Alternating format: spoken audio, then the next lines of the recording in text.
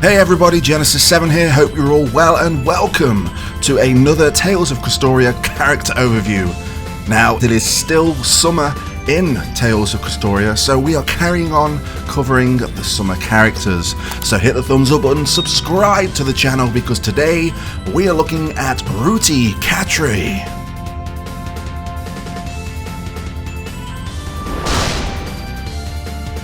Now, as always, before we go into Rutee's in-game statistics in Tales of Crestoria, we are going to have a brief history of Rutee. Rutee is the heroine of Tales of Destiny, who also makes an appearance in its sequel, Tales of Destiny 2. She is considered greedy, money-hungry, and always out for herself, but eventually her more noble goals and traits are made known to the party. Working as a lens hunter with her partner, Mary, Rutee kills monsters to acquire lenses and sell it to the Oberon Corporation for gold. When not fighting against monsters for her money, Rutee can be found combing ancient ruins for treasure to sell. Rutee is the mistress of Atwhite, the Swordian of Water, who also excels at healing magic. Atwhite has been with her as long as she can remember, and is like a mother figure for the girl. Rutee is also the mother of the sequel's protagonist, Kyle Dunamis. And here is a fun fact about Rutee.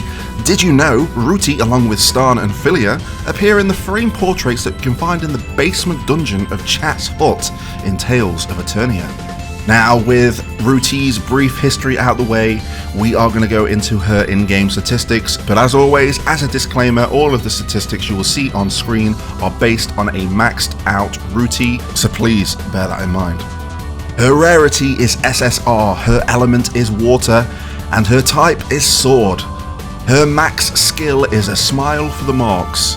This will bring plus 6% attack to all allies, and HP of all allies will be restored by 12% when an enemy breaks.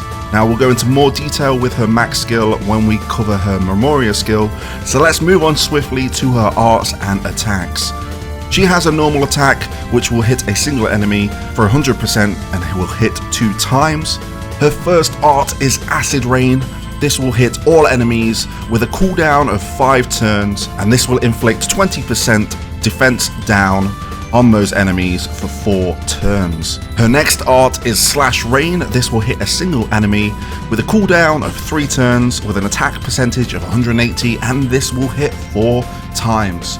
So before we go into her mystic art, let's have a look at these attacks as they are. It's nice to see that she will hit 2 times with a normal attack. Sometimes that can be a deciding factor in many battles. Now, Acid Rain is a very unique attack here. It doesn't do any damage, but it does bring a significant debuff to all of the enemies, be it just the single enemy in a raid, or maybe you're going through the Phantom Tower. But having the 20% defense down is pretty significant. It will last for 4 turns, which means more than likely you'll be able to trigger it once again after 1 more turn. Slash Rain just seems to be like a basic attack with quite a high attack damage and will hit 4 times, which is nice. So we can kind of start to see what she's going to be bringing to the table, especially with that defense down. We'll go into that in a bit more detail in just a second. So let's move on to a mystic art, which is Hurricane's End. This will hit all enemies. It has an over limit cost of 240, and it has an attack percentage of 420 and will hit 5 times. And that is right, 420% damage and will hit 5 times.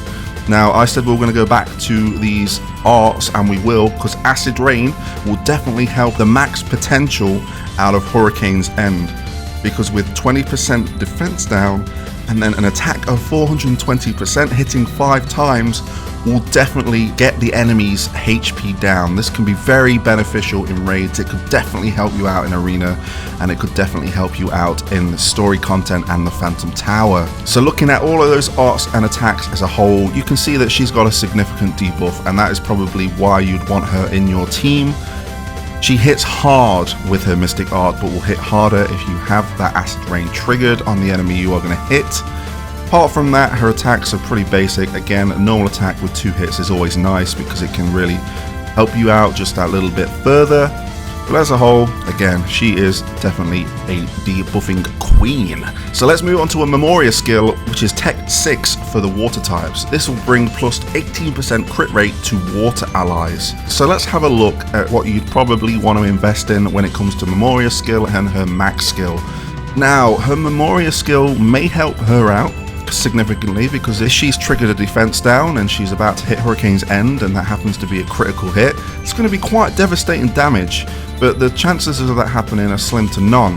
But then you look at her max skill, which will bring plus 6% attack to all allies and restoring HP when an enemy breaks.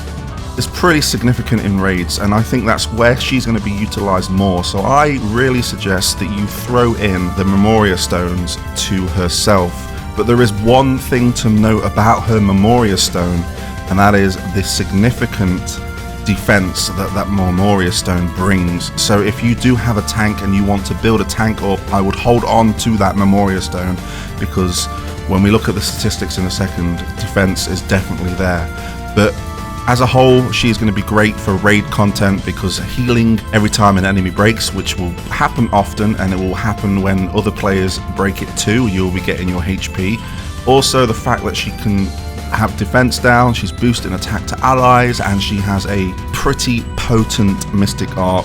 I think she is definitely someone you want to roll with a water team. If you have a role at water team, she would have been quite useful in the raid that we've just had. But she's definitely someone to bear in mind if you want to take a debuffer to a raid. So let's have a look at those max statistics for Rutee, which her health is 23,500, her attack is 3,000, and her defense is 3,000. The Memoria Stone will be bringing 8,500 HP, 650 attack, and a devastating 3,000 defense. Now you see what I mean when you want to throw this stone on a tank if you have a tank cemented into your team. Me, I'm working on a tank. I think the Memoria Stone will help out us significantly, but I don't think that the skill it brings is that great for someone you're going to be throwing the stone on for defense. So bear that in mind. Me personally, I would invest in the character, but I'd keep the first Memoria Stone around just in case you decide to invest in it. You never know where it might come in handy. So please let me know in the comment section below what you think of Rutee. I think she is going to be great in raids, and again, she would have been perfect for the raid that we've just had. But having a look at her max skill when an enemy breaks, restoring HP, the fact that she can bring down defense for 4 turns, and her Mystic Art is just so potent. Might have quite a high cost, but it will definitely be worth it. Invest in the character, guys. You let me know your thoughts in the comment section below. And as always, thank you for watching, and I'll catch you on the flip side.